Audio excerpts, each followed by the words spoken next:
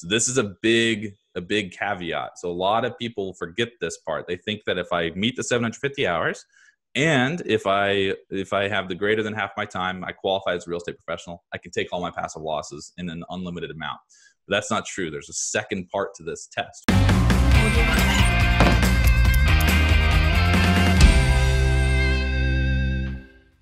Hello, everybody. This is Jake Stenziano, host of Wheelbarrow Profits Podcast, here with my co-host, the multifamily mentor, the coach, the chef, the father of six, the best-selling author, the G-Papa, Gino Barbaro. Gino, how's it going? Mr. Stenziano, make accounting great again. That's the podcast for today, right, my friend? Uh-oh, he's poking the bear here. Uh-oh. G-Dad, what's going on? Not much. We're having a busy beginning of the year. We didn't even want to, right? We got one big deal. We got going to contract. We got another one. We put another big offer in. Got a book coming out, got 3 refis going, podcast, a lot of stuff. It sounds like you're actually a guy doing it. You're actually out there making it happen. Well, the funny thing is, Mr. Stenziano, I retired in March of 2016, and I'm working harder now, and I'm making more money retired than I was when I was working. I don't know if you retired. I think you exited the rat race. Let's put it that way. I'm gonna let everyone start off with this. Your goal, whether you're 35, 55, 25, is to become financially free and then retire. And the word retirement is going to be a different mindset for you. It's going to be, you're going to work when, where, why, with who, whenever, because that's when you start making the real money. That's when you start having a lot of fun. That's when life becomes interesting. Don't become a 62-year-old where you're saying, I'm retired now. Then what am I going to do? Sit on the couch all day and watch football, right? No. Become financially free. And today, someone's going to help us to become financially free that much quicker so we can become more relevant and have more fun in life, right, my friend? Absolutely. 90% of the game is mindset, and today's guest is Brandon Hall. Brandon is a CPA who believes that real estate investing is critical to building sustainable and generational wealth, as do we. So without further ado, Brandon, welcome to the show. Hey, guys. Thanks for having me on. It's our pleasure. Let's get this thing kicked off. Why don't you tell us why real estate investing, specifically multifamily, because that's what we're all about on this show, is such a powerful tool when creating generational wealth? Yeah. So, I mean, your listeners of the show probably already know. So it's probably just never assume. we got droves of new people coming on the show every week. So let's just hit it for everybody here. There you go. So, you know, when I started my career, I started at PwC, and I was a lowly associate, just kind of grinded through my day. And I was trying to figure out how do you build significant wealth, and how do you build it passively? And something that I kept coming back to was rental real estate. Rental real estate being that, you know, I can just buy a property, collect the rents, and it's relatively tax efficient. So what I did is, at the time, I didn't have the money to go out and test that myself. So I opened up a little CPA firm on the side of my day job to kind of create a petri dish of clients to see if real estate actually builds the wealth that everybody says that it does. And I can assure you, after 350 clients later, it does indeed build significant wealth and allows people to live the lives that they want to live. Real estate's just phenomenal. It's one of the most tax efficient, the most ongoing tax efficient vehicles that I am aware of.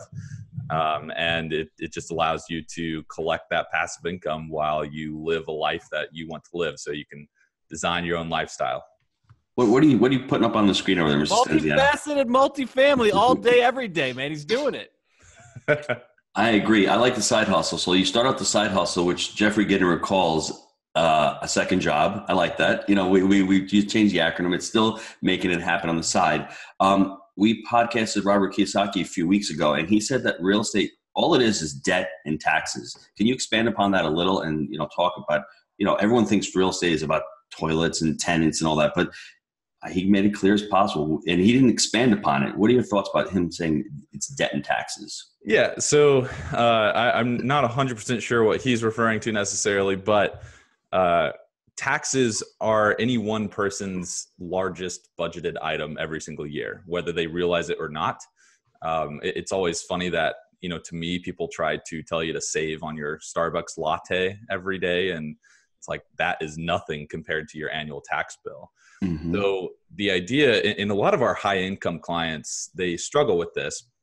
They struggle with understanding the concept of how this works. So the idea is that you slowly build out a real estate portfolio, and over time, your effective tax rate decreases. And the reason for that is if I'm earning $500,000 or even just $100,000, whatever you're earning, if I'm earning $500,000 and I buy rental real estate that cash flows $10,000 a year, I'm now earning $510,000. But that additional $10,000 in cash flow is likely not taxed, currently at least, because of depreciation, different write-offs that we can have. So I've earned, my $500K of earnings might generate, $200K in tax. But now I've generated $510K in earnings with my real estate, and I'm still only paying $200K in tax. Well, if I can do that 10 times, now I've got $600K in total income, but I'm still only paying $200K in tax. And then it's just expanding upon that. So real estate over time allows you to reduce your effective tax rate. That's why all these rich folks pay a lot less than what their secretaries pay, because they're investing in these passive assets that are tax deferred or tax advantageous. So what are your thoughts about the 401k and all these other vehicles that people want to use for retirement? So 401k retirement vehicles, I am typically not a huge fan unless we're business owners. And we are using a solo 401k or a self-directed IRA. So if you can retain control of that retirement account, even if you are investing in equities, that's fine. At least we have control. And when we are business owners and we're using a solo 401k or a self-directed IRA, our maximum contributions are now, I think it's like $55,000 for 2019. That might be 2018, but it's $55,000 compared to $18,500 if you're just a W-2 employee. So it all of a sudden becomes an actual solid tax planning tool. I like that. So what was the reason you got into accounting? The reason that I got into accounting, kind of by mistake. I remember studying for my CPA exam. So coming out of college, I was like, I need to get into the biggest firm possible and the biggest city possible. So I targeted the big four. They had you brainwashed, huh? They got you nice and brainwashed, didn't they? Huh? Yeah. Got me nice and brainwashed. Yep, absolutely. I landed a job at PwC, number one accounting firm at the time in the world. I think Deloitte's number one now. And I remember studying for the CPA exam, and I called my mom and I was like, this sucks. I don't want to do this. This is like not me. I don't like accounting. I don't like taxes. I don't want to do this. She was like, just do it. Just make it through. The CPA will be great. It'll be a good marketing tool for you later on.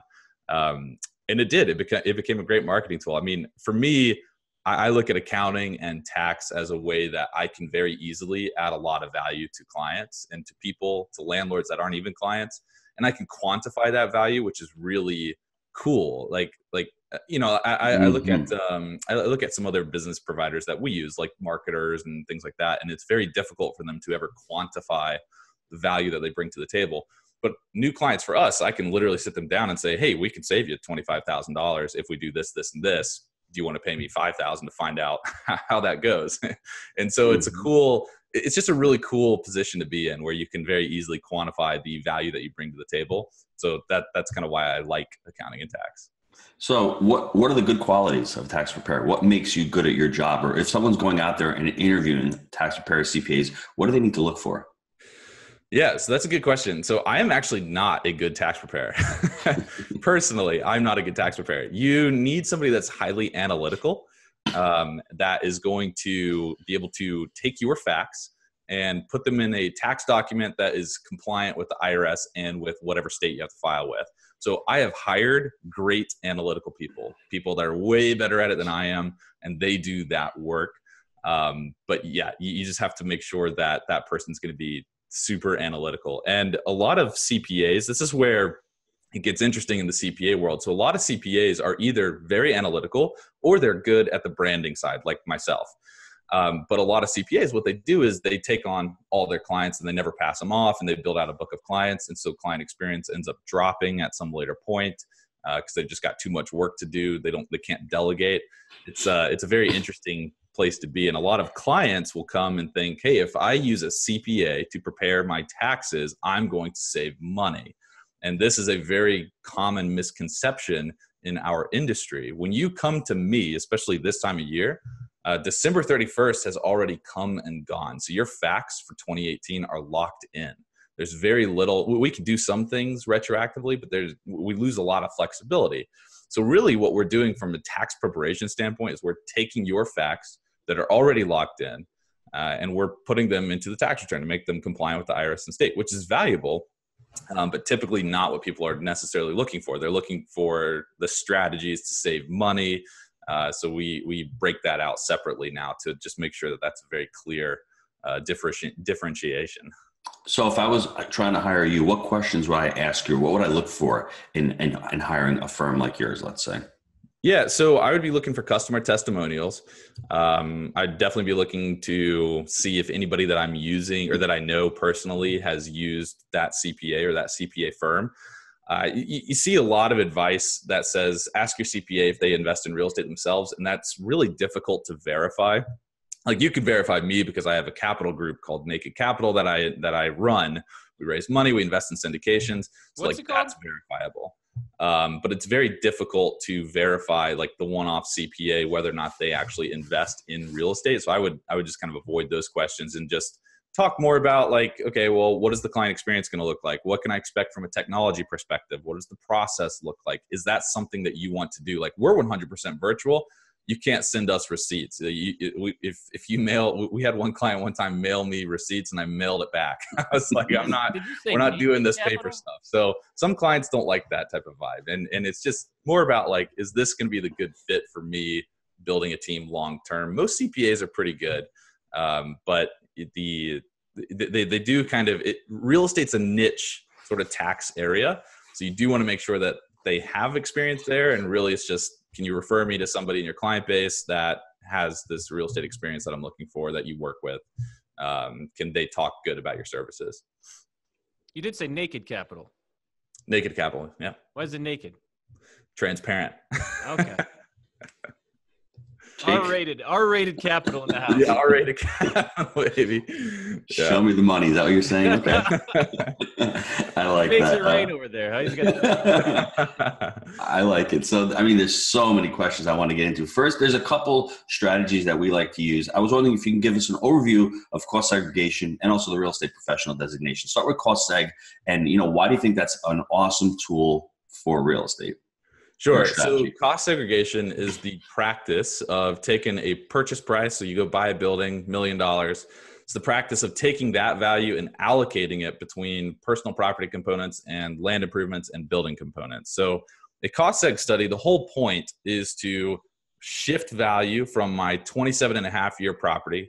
So when I buy a property for $1 million, the entire thing is depreciated over 27.5 years. You get a cost seg study, and what we do is we value all the assets within the property. So it would be like personal property components like my appliances, carpeting, some fixtures, countertops, cabinets, those types of things can all be depreciated over 5 years. So we want to shift value from that 27.5-year bucket and move it into the 5-year bucket. We also move it into the 7-year and the 15-year bucket. So we're taking this $1 million purchase price and we're breaking it up into different buckets, just depending on the assets and what their useful life is, because a fridge is not going to last 27.5 years. So that's why we can do cost seg studies. We're trying to align the useful life to what is actually realistic. But what that ends up doing is, over 27.5 years, on $1 million property, you might get annual depreciation of like $30,000 or $40,000.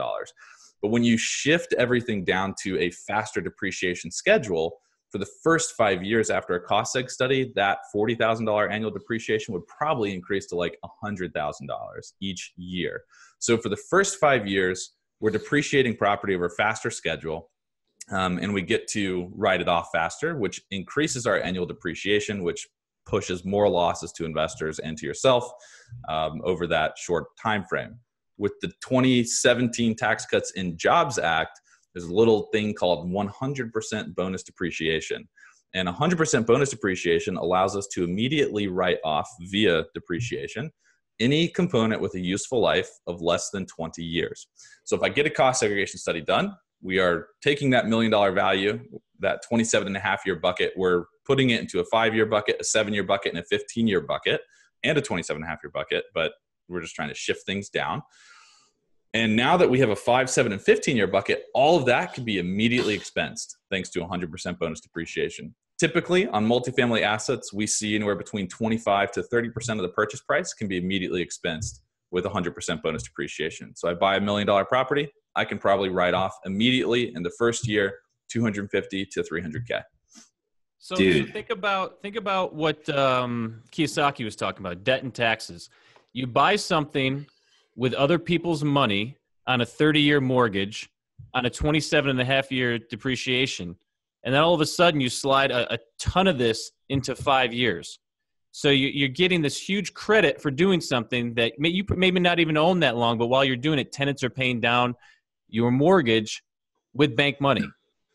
It's a beautiful thing. I mean, if you really step back and think about it, you're getting this huge tax depreciation in a short period of time for something that you promised to do over a 30-year period that you should be getting, basically wiped over 27.5 years. And here's where it gets better. So it gets better. If you're a general partner in a syndicate, sometimes you put in money, sometimes you don't. Let's assume you don't put in any money. You get an acquisition fee. Maybe you roll that into the LP side, the limited partner side, or maybe you don't. But let's just assume that you're a general partner. Your basis in the entity is $0 on the general partner side. Again, you might put in money on the LP side, right? Your basis is $0. Generally, what we see with new syndicates is they will get a non-recourse loan for the entity, but the bank will then make them personally guarantee the loan, right? Mm-hmm. So you have to have a personal guarantee. And when you personally guarantee the loan proceeds that you are personally guaranteeing count towards your basis on the GP side in general. So if I personally guarantee, if we buy a $10 million property, I raise $3 million and we have a $7 million loan, and I've done this all by myself. I'm the GP. I personally guarantee that $7 million loan. My basis in the entity on the GP side is $7 million. I've not put $1 in, but I have a basis of $7 million. Because I've guaranteed the loan. That's what I'm at risk to lose, basically, personally. So if I do a cost seg study, and let's say this cost seg study generates $4 million in losses. I return all my losses to my investors. They all invested $3 million. So I return all of that to them. And then there's an excess $1 million. Well, if you don't personally guarantee the loan, that excess $1 million just carries forward. But since I've personally guaranteed the loan, I can personally take that $1 million loss, even though I've put zero money into the deal. So now on all my other deals, all my other income, I'm writing that down because I've personally guaranteed this loan and I get to take $1 million loss, even though I've put zero capital into the deal. Jake? For all the people that are not on YouTube, that is the brain explosion emoji. One more time. We need a sound guy. It's just not loud enough, but that's an explosion. Dude, I mean, wow. I mean, now you know why people want to syndicate deals. There it is right there in a nutshell. If you can hold that deal and syndicate that deal, there it is in a nutshell. Now, you may not be able to answer this question, but we run into sellers and people who don't do cost segregation studies who are fearful of them. What is the reason why you think they don't do the studies? Probably working with a bad CPA.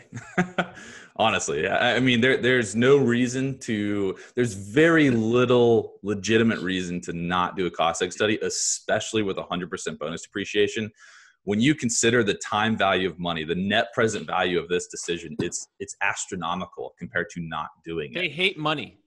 They must. They hate money. Yeah. I mean, and here's the argument too. It's, well, we have to recapture the depreciation whenever we sell the property. Keep buying. Right. But if I've taken all the losses this year and I don't pay tax, I can roll my 100K of tax savings back into the next investment. And in 5 years, when we sell this investment, I'll be able to cover it. It'll be totally fine. The party don't stop if you keep buying. Am I correct in that statement? The party might stop if you do stop buying, but that's a different story. No, that's what I'm saying. Keep buying and keep the party rolling, right? Yep, absolutely. Keep buying, man. Keep buying. So real estate's fun. It's like a lifelong business. Why would you want to stop anyway? It doesn't even make sense. You got to do something, right? Yeah. Wow. So let's talk about the real estate professional designation. Why that's powerful for a lot of investors. Yeah. So the real estate professional. If you're not a real estate professional, you are limited to taking passive losses. You have a $25,000 passive loss allowance if your modified adjusted gross income, which just think of earnings for this. If your earnings are less than $100,000, you can take a passive loss allowance up to $25K every single year. As your earnings increase every $1 above or every $2 above, every $2 above $100,000, that passive loss allowance decreases by $1. So if I have 150K in earnings, modified adjusted gross income, then that 25K passive loss allowance is gone. It's completely phased out at that point. Now, that is the vast majority of our clients, and especially the ones that are investing in the syndications, and the ones that are even on the GP side most times. So they earn more than 150K, they can't take the passive loss allowance. At that point, the passive losses become suspended. They sit on your tax returns until you can use them in the future. You can use them in the future if you sell real estate at a gain. You can tap into those suspended passive losses. Or if you buy investments that are generating passive income. Oops, just throwing my water bottles over the place. All right. Or if you buy real stuff. estate, if you buy investments that are generating passive income, you can tap into those suspended passive losses. So some of our clients, they have like hundreds of thousands of dollars of suspended passive losses, and they can't qualify for real estate professional for whatever reason, which we'll get into in a second.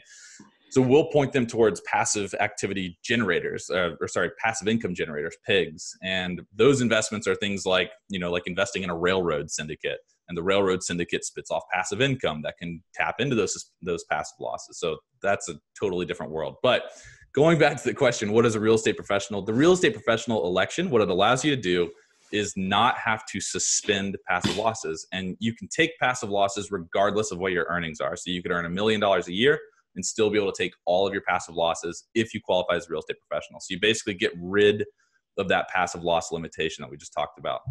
To qualify as a real estate professional, you need to work 750 hours in a real estate trader business and greater than half your time in a real estate trader business. So people that work full-time at W-2 jobs generally cannot qualify as a real estate professional. We have seen it happen though, where you can. It's just you have to work a ton, which is okay. But yeah, you generally cannot qualify if you have a full-time job. If you do qualify as a real estate professional, you then have to demonstrate that you materially participate in the rental activity. So this is a big caveat. So a lot of people forget this part. They think that if I meet the 750 hours and if I have the greater than half my time, I qualify as a real estate professional, I can take all my passive losses in an unlimited amount. But that's not true. There's a second part to this test. You have to materially participate in your rental real estate activities. And that's just generally it's 500 hours. You have to spend 500 hours or 100 hours more than anybody else to materially participate. It's not very difficult to do, but where people get stuck is when we have like a real estate broker who does sales all the time. So they qualify as a real estate professional, but they spend 0 hours in their rental real estate activities. And they might have a big real estate portfolio built out, and they can't take any of their passive losses, even though they qualify as a real estate professional, because they did not materially participate in their rental real estate activities. That's the differentiation. If you're a general partner in a syndication, generally you don't have anything to worry about because you're getting your real estate professional hours through your participation in the rental activity. And that's how that differs. Wow. Stenziano, I got to ask this question because it's a little selfish of me. How are you using kids? I got 6 kids. How are you using kids as tax benefit? Because I've got them on the payroll, and give me a couple strategies for me. And Jake's coming off the bat. He's got a 4-year-old. She's 4. Emma, right? Jace is going to be 1. So I mean, he's got to get it cranking. You know, I'm trying to get him. I'm trying to get him as many kids as possible. So I'm going to try to use his tax shelters. So he's got a little while to catch up to me, but I'm pitching it, man. I'm saying 2's not enough. You got to keep going, bro. You're not the only one pitching. Oh, I love it. Yeah. I mean, every kid, you get a $2,000 tax credit, and they significantly raise the income limits there. So most of our clients are qualifying these days for those tax credits. I don't remember what they are off the top of my head. This is, again, me not being a good tax preparer. So you get a $2,000 tax credit per child if you're below certain income limits. I think it's like $400K for married filing joint. So you got that. But to use them in a business, tax courts support the age 7 officially. And not to say that you can't, have a kid work in your business that's less than the age of 7. It's just that's what the tax courts have tried so far. So age of 7, and you have to have a job description. They have to actually perform the activities. We obviously can't pay a 7-year-old like thousands and thousands of dollars to sweep up the parking lot or whatever it is. But we can definitely pay them a good hourly wage and transfer money to them. So the way that this works, let's say that you have like a 9-year-old, and throughout the entire year, they do like some maintenance activities with you. They go to the property, they help you with some landscaping, they help you clean up the outside or the inside units or whatever. Things that a 9-year-old could do. This is where a lot of people, like we've had clients come to us for like, hey, my 9-year-old's like building financial models. We're like, no, they're not. Get out of here. Your 9-year-old, I don't care how smart they are. They're not doing that. So you got to build out a job description for what a 9-year-old could actually do. But let's say that we transfer $1,000 to that 9-year-old. Every person has a standard deduction of $12,000 now. So you can transfer $1,000 via payroll, not via 1099. This is where it's different. So you have to do W-2. If you do W-2 and they're your child, there's no Social Security or Medicare taxes until they reach age, like I think it's 17 or 18. So 9-year-old, no Social Security and Medicare taxes. You're just moving money into their bank account. $1,000, you get the write-off for $1,000. Let's say that you're in a 30% tax bracket, which doesn't exist, but let's just imagine that it does. You're in a 30% tax bracket, you get $300 in tax savings by transferring money to your child. They get a standard deduction of $12,000, so they wipe out that $1,000. They don't pay tax on the $1,000. So you have literally created $300 of wealth for your family just by moving money into their account for services that they actually performed for you. They get older, 15, 16, 17, we can get up to close to that $10, $11, $12,000 mark. Now, if we pay a 15-year-old $10,000 for year-round services, now we've created $3,000 of tax savings, which, again, you write it off. So you get to deduct that as an expense. Therefore, you pay $3,000 less in taxes. So you create tax savings. They report $10,000 of income on their tax return, but then they get a standard deduction of $12,000. So they pay $0 in taxes. So you've, again, created $3,000 of family wealth here. We've seen the modeling stuff that can work. Like our argument is if you watch HGTV, they bring their little babies on all the time on set. They're probably paying their babies. So you could theoretically go that modeling route if you have children less than the age of 7. But that is a very gray area and it gets pretty complicated to support at that point. So let me give a couple of tips here. I've got a 16-year-old who comes to our boot camps. He comes on the weekends, so I'm making him work at the boot camps. He's taking notes. He's networking with people. He's also calling investors. So whenever we have investor meetings or something, I'm having him call investors. It's great for him to get that experience, to talk to people who are adults, and they're like, wow, this kid's really, he's really well versed. Like $40K a year to me. Like that. Dude, I'm just saying, like, dude, it's great. I mean, I'm letting him do a lot of work. We're sending out books. He's following up with potential mentors, potential students. He's doing a lot of the work. So I say to myself, why am I saving money from my personal? I'd rather pay him, let him put money in the bank so that when he does have money, he can invest it in a deal with us. So I think everyone should look at that. And that's something where now, it's the beginning of the year, start planning for that now. So by the end of the year, you have something. And 19-year-old is getting paid because she's doing work also. The 16-year-old, he's starting to get paid because he's doing legitimate work. This is legitimate. Don't make it up. Let them work for you. The 19-year-old is doing videos. She's editing videos for stuff for us. She's doing pictures. She's doing some graphics. So make sure they're doing the work. Just don't shift it over just for the heck of it.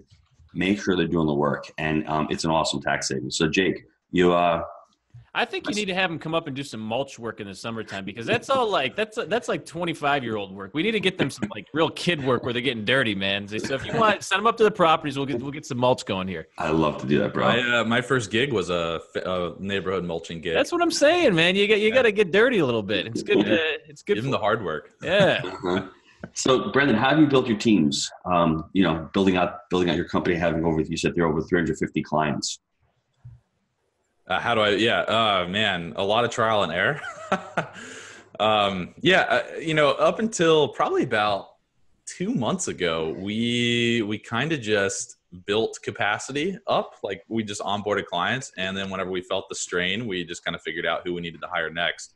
But now we actually have a nice plan in place to onboard capacity, being like tax preparers or accountants before we actually need them. Mm-hmm. We're finally at a point kind of profit wise where it makes sense to make those investments up front, which just ultimately builds out a much better client experience. But I mean, the way that I work, we're 100% virtual firm. So I can grab talent from anywhere in the United States. So I look for the best talent. And I look for people that are a little burned out of the traditional accounting world. It can very easily burn out top performers. And we try to grab those folks and show them to the promised land of a virtual work environment, setting your own schedule, maintaining your own life type of thing. So it's been good. But yeah, we run a very different accounting firm. I'm very little client facing at this point. I try to push everything down to the folks that I've hired. I truly believe that they're all smarter than I am. That's why I don't prepare tax returns. But yeah, I just try to hire the best people that I can possibly hire. We have a software programmer guy on staff, which is pretty unheard of a firm of our size. But he's like automating everybody's accounting and building out dashboards and doing a lot of cool stuff. We're not really like a tax prep shop. So we look for people that have the advisory level experience and can come in and offer that to our clients. And then we'll prepare the tax returns. So how do you keep, I won't say morale, but like the company culture being virtual? Has that been an issue for you? No, it's actually, I thought it would be an issue at first, but we learned how to kind of deal with it and make it awesome. So a common feedback point that a lot of our new employees give us whenever they join is that they collaborate more here than they ever did in the office face-to-face with people. Yes. So we do Zoom meetings all the time. Our Slack channels are just constantly blowing up with new information, people chatting back and forth. It's been really phenomenal, but we are on a mission to change the entire accounting industry. I have zero interest in being a traditional firm. Like I said, we don't do paper receipts, little things like that. But the accounting industry has basically built this big behemoth of expectations as to what it looks like to be an accountant. You grind it out for 15 years, then you become partner, or you grind it out for 5 years and then you leave to go into a corporate job where you get a 40-hour work week, but you'll never, make 300, 400, 500K unless you get really good and into like the C-suite or something. So the standard accounting industry is we're going to wear these folks out and we're going to, just use them as much as possible. And what we do is we say, we've changed the metrics that we measure people on. So standard accounting firms, if they're billing you hourly, they measure their employees on how many hours they bill. That's the key performance metric. Mm-hmm. And we don't do that because, when I was in the Big Four, I was really good at my job. I finished it in 4 hours, but I had to stay for an additional 4 hours to build a client. Super ethical. And Bob over here would stay for 12 hours because he couldn't get his crap done, but he would get a better performance review because he had more hours billed than I did every single year. So it's backwards in terms of rewarding the right people. So we've changed all of that up. And we love the virtual environment. It's awesome. It's corporate hazing on the front end. Basically, you're wearing these people down, seeing if they can make it, and then down the road, eventually you give them a little bit of a reward.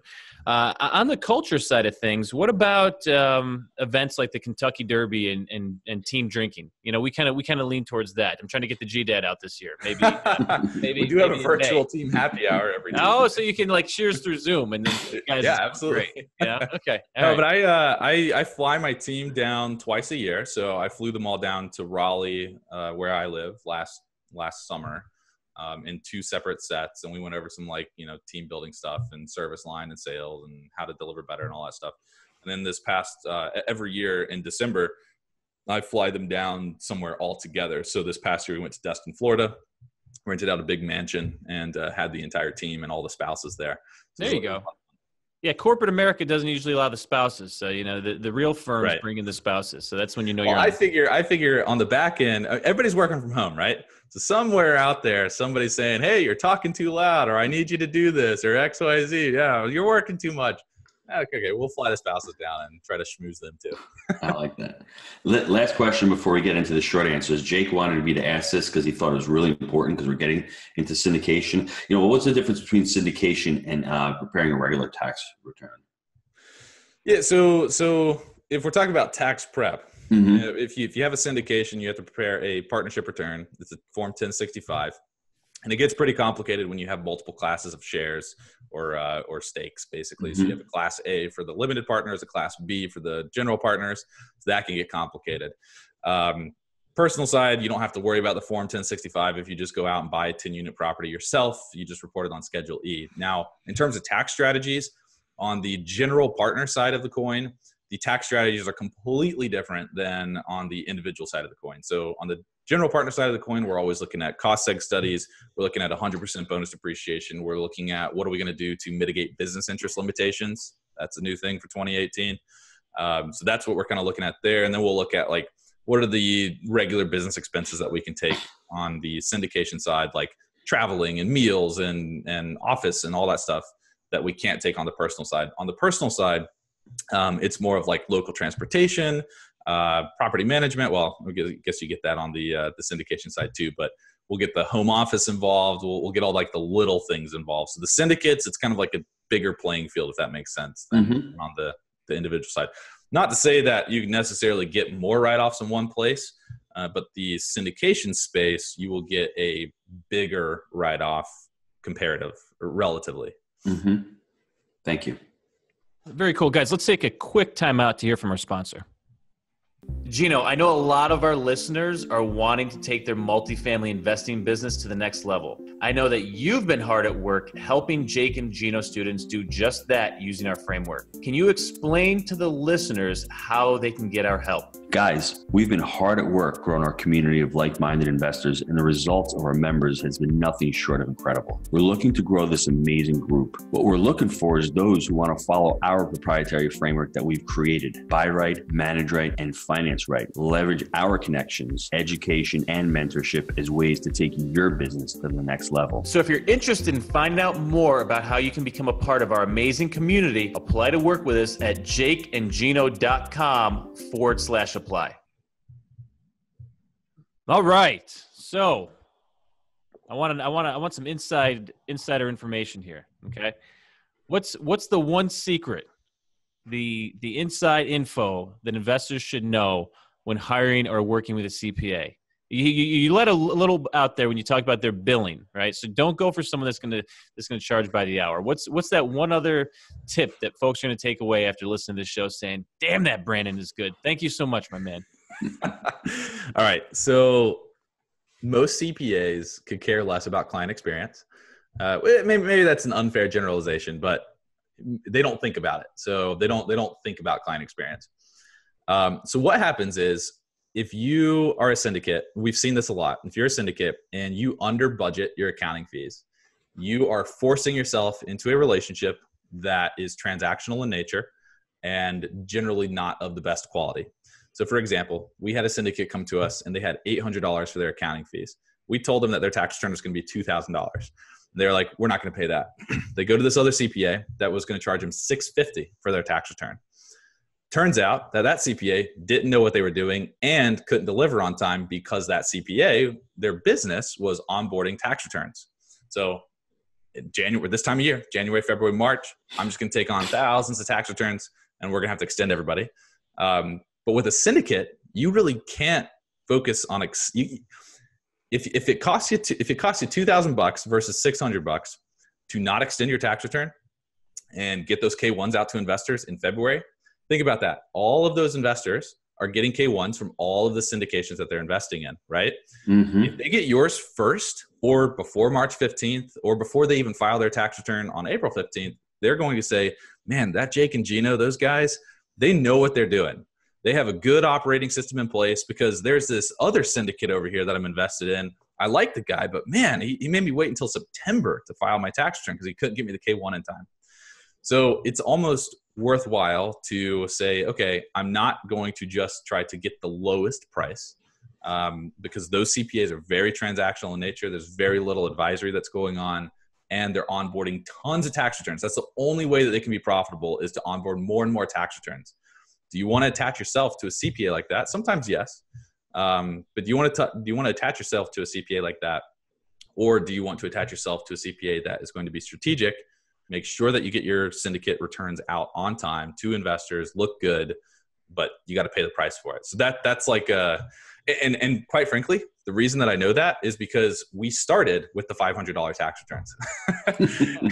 We built the business that way. It doesn't work. It does not work. I promise. At some point, the house of cards collapses, and it did collapse for us, and we switched our business model, and now it's brilliant. So, Jake, I have so many things to touch on that. First thing is the customer experience. It's hard to have customer experience with somebody who's so analytical, right? I mean, all they're doing is numbers. That's why CPAs are not very good investors, because sometimes it is a lot about the numbers, but there's always that feeling you get. Is it in the right part of town? I mean, are we going to be able to get out of it? Can we make relationships with investors to raise money? So, I mean, Brandon, I don't want to kill you or anything, but don't go to your CPA to get investing advice, because those are the last guys you want to go to. I mean, them and maybe lawyers, because attorneys are deal killers and CPAs are just not, they're really analytical. To be analytical is one thing, but then sometimes they've got that analysis paralysis, because if the deal looks good, they'll find a reason to kill the deal. Well, I'm not sure. They'll make excuses. So not to be hating on CPAs, they have a great skill set. Let them do your taxes. Let them be strategic. But sometimes investing, I don't know.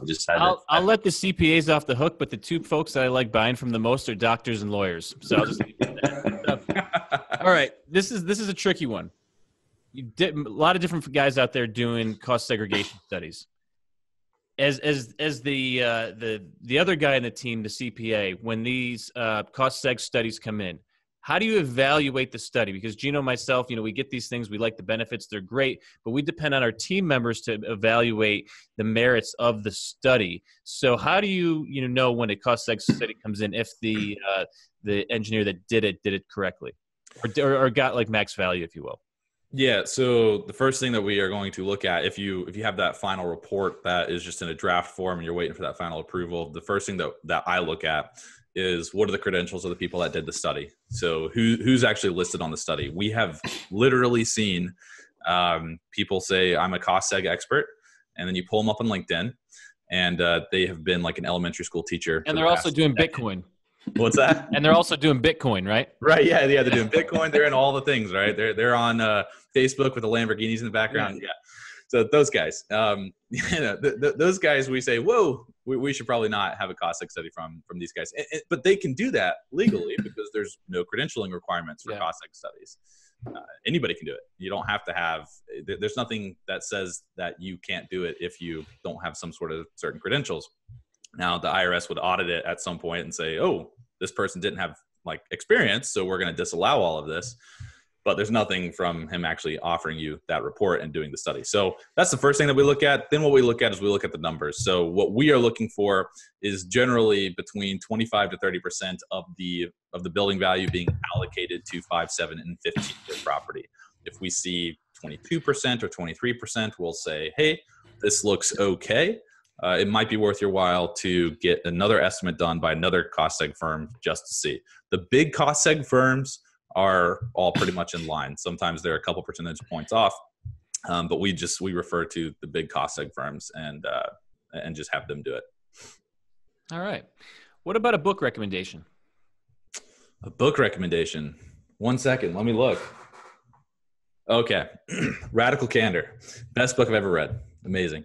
Especially if you have employees, or if you are an employee, or if you're a boss, even if you're not like owning your own company, buy Radical Candor. It is a phenomenal book. It basically teaches you that a lot of your employees, a lot of people that you work with, they truly want transparent feedback. And they want you to give it to them and not sugarcoat it. And I didn't really realize that before reading the book. I read it this past January while I was in Turks and Caicos for a couple of weeks, came back, and my employees were shocked at how I was probably too radically candid, but now I have them reading the entire book too, so they can understand where I'm coming from. And that's part of going back to the culture thing. That's part of what we do culture-wise is we just try to be super transparent and clear with each other. So that has to be part of your mission, though, of your company, because you want people who want to be responsible. So if you're not a responsible person and you're being radically candid, they're going to get insulted, offended. Why would you say that? Dude, if you can't suck it up, buttercup, you know what I'm saying, basically. You know what I mean? Right. Like, it's true though. I mean, like, and a lot, I don't want to say the millennial young generation, they get triggered and all that, but really, I think that's overblown. I think you want to be able to, and I want feedback. Jake, if I'm messing up on something, let me know. I'm not going to get better if you're not going to tell me what I'm doing wrong. Gino, I've been trying to get you to use hair gel on the podcast for 10 years, bro, and you still haven't done the hair gel. So I know you want to hear it. Radically candid feedback. Yeah, that's what I'm talking about. I got a shirt on, okay? You got me to put the shirt on. You know what I'm saying? So like one step at a time. You know what I mean? But I totally agree with that. And there's no way you're going to get any better unless somebody can give you, and it's not even criticism, it's just feedback. And, you know, it's tough. You have to know it's like having, like, I'll go back to the 6 children. Every child is completely different. One, I can say something one way, and if I say it to the other one that way, they go completely ballistic. So you have to know, but always telling your kids and giving them reference and telling them what's right and what's wrong and how to do it is important in somebody's growth. And unfortunately, a lot of people nowadays come with baggage. So you just have to really know who you're speaking to and when, but always doing it in a loving manner, right? I mean, I'll bring up a parenting thing. 30 years ago, I used to get spanked all the time, right? Now corporal punishment's not the big thing, and I get it. It's not.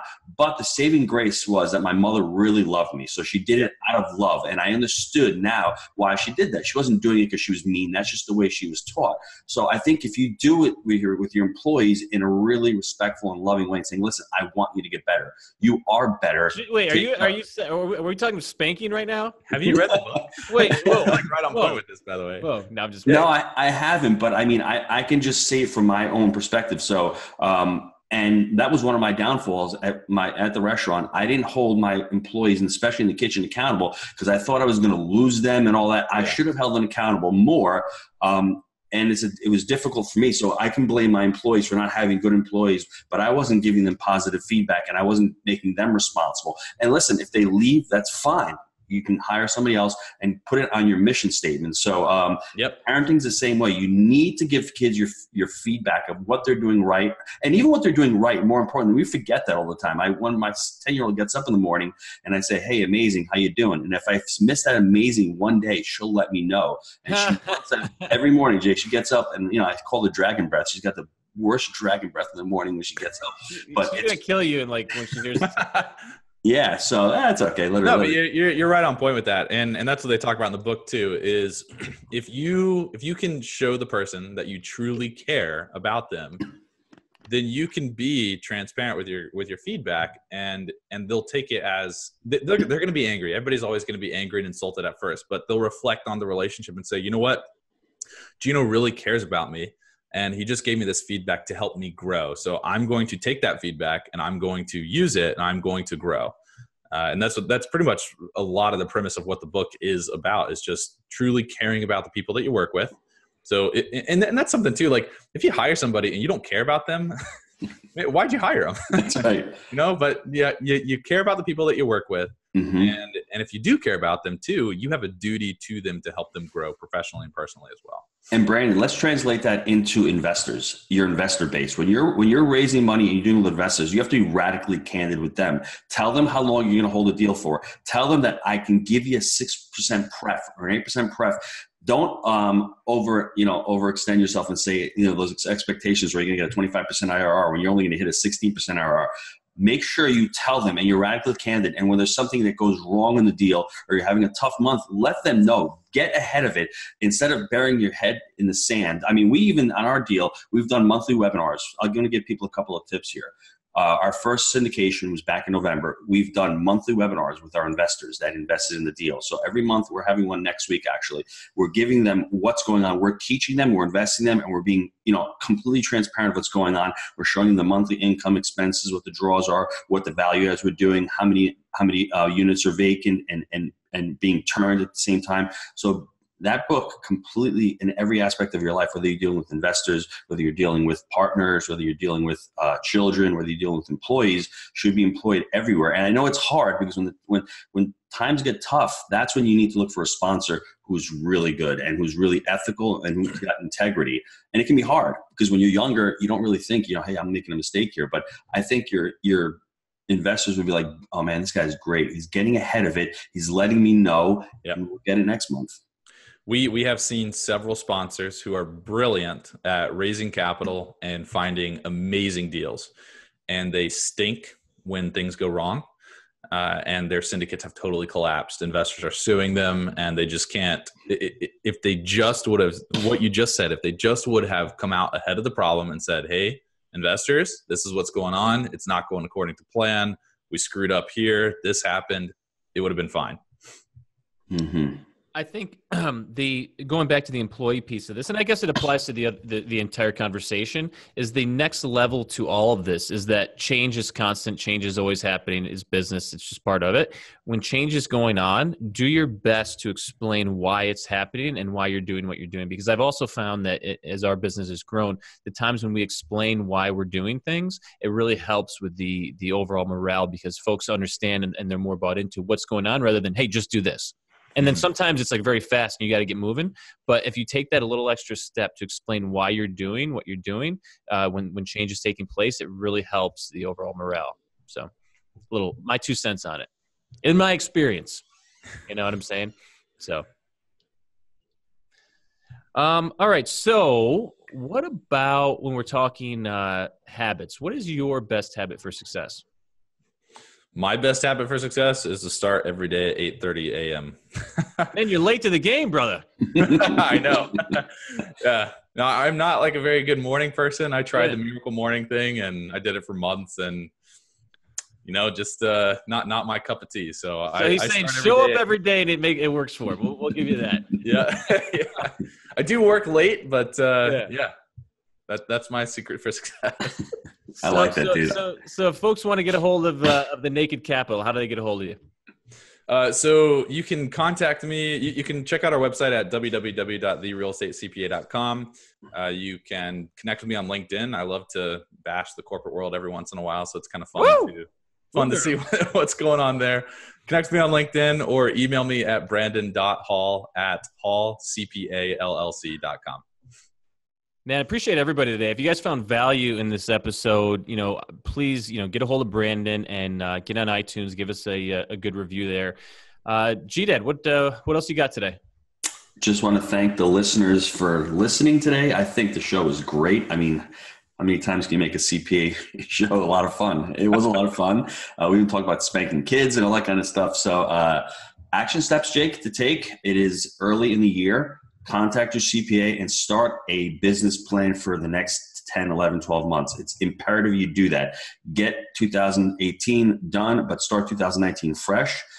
Start letting CPA know how many kids you have, what deductions you got going on, what your, plan is for the year, how much money you intend on making this year. So start a plan off. It's really important to get ahead of the curve. Make sure that if you have properties that you're doing your monthly budgets, you have your monthly bookkeeping going on. So come July, you don't have anything done. You're scrambling for receipts and everything. Don't be afraid to use technology. You know what? Brandon doesn't want receipts. Take a picture, put it in your Dropbox, send it over to him. Smartest thing in the world to do. Make sure that you're using proper accounting software. We use AppFolio. You want to use Buildium. There's so many of them out there that you could utilize. Make sure you start using that stuff. Anything else, Jake? I'm just trying to think. Yes. Here's my overall thought of the day. God bless America for real estate professional designation and cost segregation. That's all I'm going to say about that. We love it too. That's all I got to say. So, guys, it's been real. Appreciate everyone's time. See you later. Thanks, everybody. Have a great day, Brandon. Thank you.